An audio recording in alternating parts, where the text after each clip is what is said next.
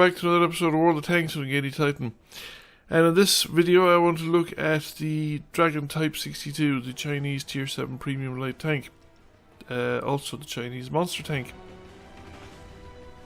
So it came out of the Chinese Monster Tank a number of years ago as part of the Halloween celebrations. And they brought it out again this year, so it's available kind of essentially for free. I think all of the monster tanks were available in an operation where you just could grind them out for experience. So if you were doing the alpha games or autumn games alpha, you probably would have gotten this tank anyway, or at least one of these, the option of getting one of these tanks if you succeeded in doing it for free as a kind of a side effect of doing that. So it wasn't like you had to go off and do a separate thing for this. It was standard multiplayer play, ground out on 85,000-ish experience, and I would have gotten to pick this or the Hound. I chose to pick this one because I wanted another Chinese premium tank to give me just that extra crew trainer so that I could train up a couple of crews and have them all ready to go for when I start the Chinese line again, or restart the Chinese line after not touching it in about 4 years, I suppose. However, overall I would actually rate this as a really good light tank. I have a crew in it with essentially no skills as it currently stands. They have trained a mentor, I think, around the time this video comes out, or they had almost trained a mentor at around the time this video comes in, and I've now started the second skill, which I've actually made situational awareness the second skill rather than Sixth Sense, in that I felt I was doing it alright without Sixth Sense. I mean, I would prefer to have Sixth Sense in a light tank, but you play it kind of more like a medium, and if you stick to that kind of play style and don't try and do out and out passive scouting type stuff, this tank can actually work quite well. And if you're playing it like a medium, then Sixth Sense wouldn't be as urgent, in my opinion, as extending the view range would be.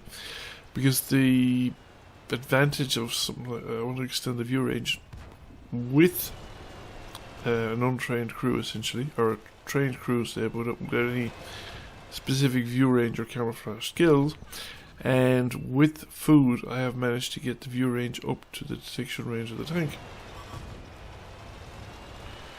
Well, that's food and colored optics. The colored optics brought it up to just short of the view range, not by much, few meters, and the food then gave me the extra few meters just to push it up to the edge of the detection range. So I think that's a very useful place to have your view range to be matching your detection range, because it does mean that for majority of cases, anything within my detection range that I would shoot at me would almost certainly be spotted, which is a very useful place. And light tanks that can't spot stuff that shoot at them are at a considerable disadvantage vis-a-vis other tanks and other light tanks in the game. The mobility of the tank is pretty good, so as the tanks go, it's pretty mobile. It's not the best mobility of light tanks this tier, but it's pretty decent mobility. It does, however, suffer from a problem that I've noticed, in that the engine seems to be very vulnerable. Now, I don't know if it's the engine or the transmission or a mixture of the two, but it gets immobilized by engine knockout, possibly more often than it gets immobilized by track knockout. Which is why I started carrying the premium repair rounds, because the premium repair rounds give me some protection against module damage, some percentage chance of, should we say, taking less module damage. And this is quite important in this tank, so that to keep the mobility of the tank up. So I'm not sure if there are any skills that would mitigate against that, but it's something I have noticed, and I certainly haven't played with the food package long enough, or the food consumable on the tank long enough to, or sorry, not the food consumable, the repair consumable on the tank long enough to determine if it's worth it. But my initial feeling, should we say, having played the tank without a premium repair consumable, is that it's certainly worth considering. in the limited number of games that I've had in this tank. I think I've had, been only playing it like over the weekend, that I think it does take an extraordinary high number of hits to the engine. Despite those engine knockouts though, it doesn't really suffer too badly from fires. I think I've had it catch fire, but I think the food's probably worth it. And if I do find that fire is a problem, then I'd probably switch out the premium healing kit for a premium fire extinguisher or something like that. But so far, this configuration has been working, and I can't say that I've played it long enough to say that it's definitively the optimal configuration. Or there may be other people who would disagree with me quite legitimately as to what the optimal consumable configuration is for this tank. Well, this brings us to the gun. The the gun is a bit on the unremarkable side. It's okay. It's perfectly adequate for the job. You will get hits in and you will do damage. However, the penetration is a little on the weak side, but not without being terrible. The alpha is a little on the low side again, without being terrible. And it's just one of those guns. It's not the best gun out there, but it's good enough that you'll manage as long as you can find weak spots or the rear sides of tanks to shoot at, depending of course what tank it is and whether the rear or sides of them are particularly easy to shoot at or penetrate in the first place. You will, however, find tanks that are going to give you a lot of trouble, and you'll find tanks that you probably will have difficulty penetrating. In which case, my advice would be to go and find somebody else and not try and take on tanks that are clearly going to outmatch you at that level. Now, I was going to go with a single battle for this tank because I just thought, but I thought it was just a little too short and it didn't quite show up. The tank, it showed only an aspect of the tank. I thought that there was other aspects of the tank that are probably, well, I suppose it takes several videos really to show the tank in all the different environments, or one really long video, which I'm probably not prepared to make right now.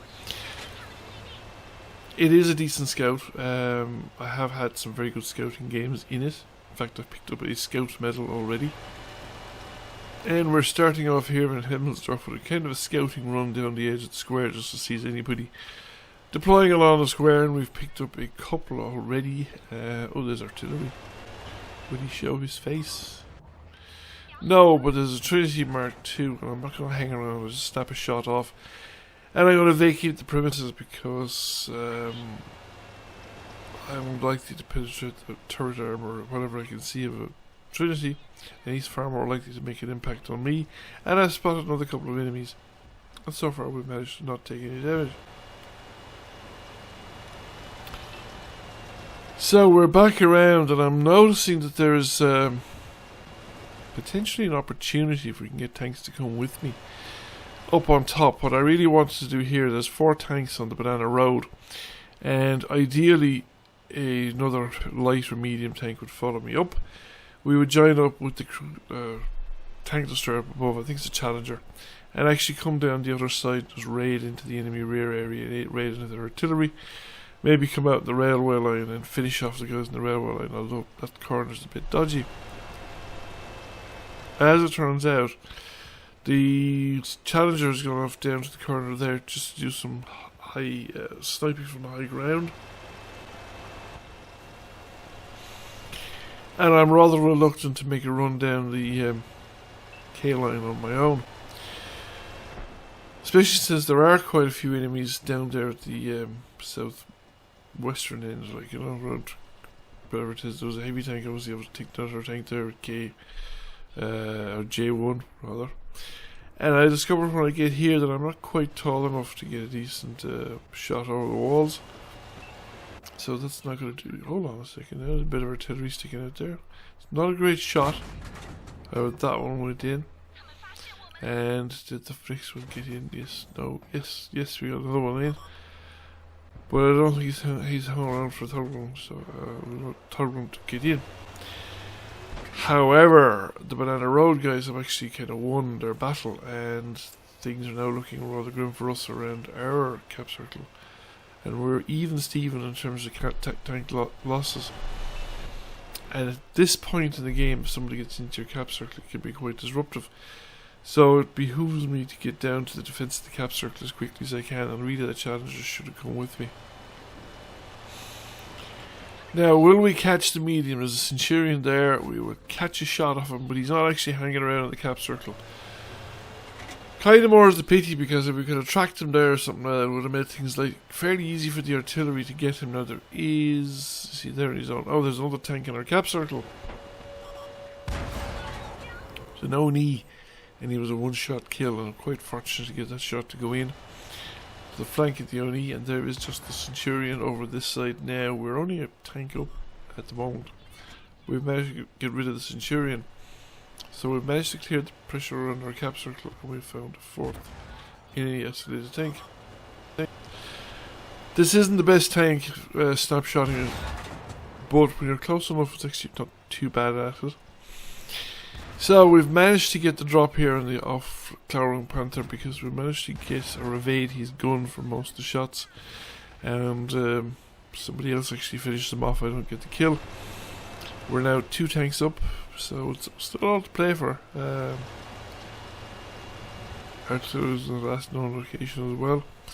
So do I get to park up here? There was an IS-3 down there. Was the artillery still alive? So we've only 4 enemy tanks remaining. There's the IS-3 down there, which is fairly isolated. Hang on, the artillery's here. There is a chance of a shot on the artillery if he decides to run away. Although if he's staying for the shotgun, then there's no chance really, because he's up against 2 tank destroyers, though. He might get one.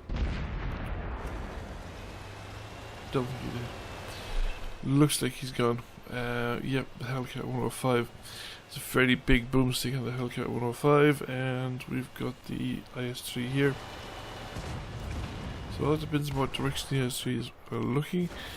That one bounced, that one kind of bounced on my front of my tracks in my front of my tank. Now we've gotten a side shot.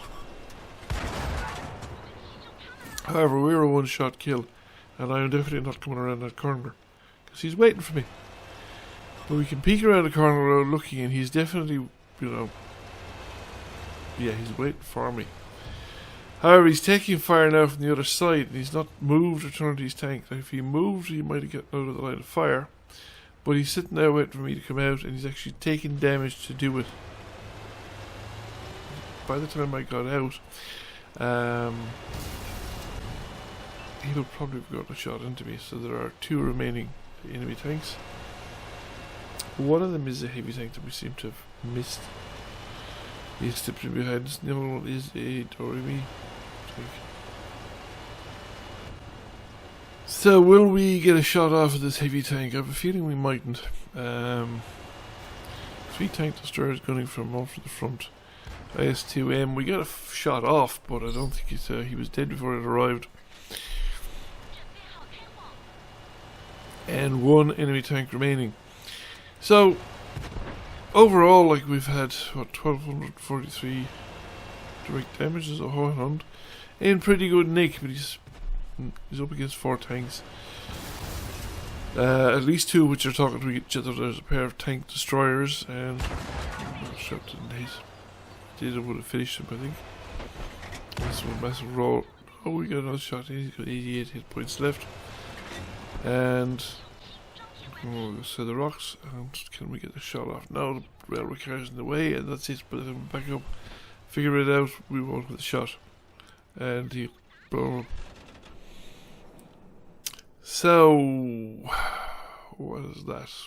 About 2,000 combined damage, thereabouts. I think it's a good money earner, though.